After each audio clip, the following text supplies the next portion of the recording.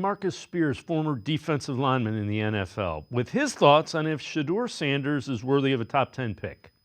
Absolutely worthy of a top 10 pick. I love the projection to the Saints. Here's the thing, too. Lewis just heard me on Get Up give this, because I get pissed off about this.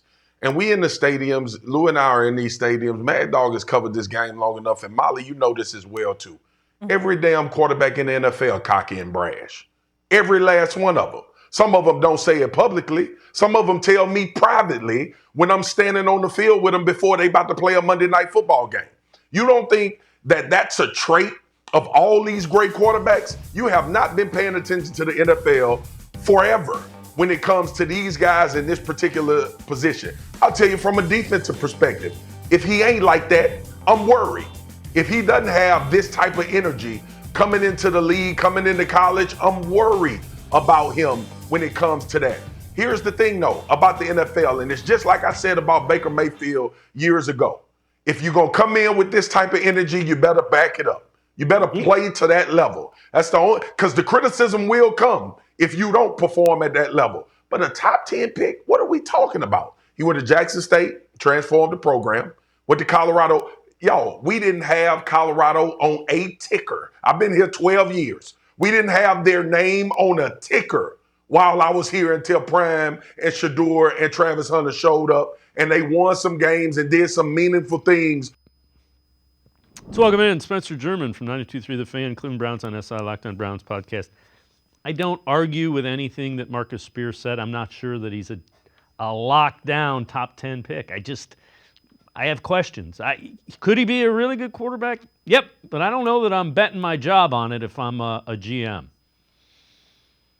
Yeah, I think the biggest thing here, Dave, is like I've after evaluating Shedeur Sanders myself, and obviously I'm not an NFL scout, I would be okay drafting him at 2 because I think he's going to be a good player, and that position is so important, obviously, to the success of any NFL team. So if it was me, like I could wrap my head around it and I could understand it.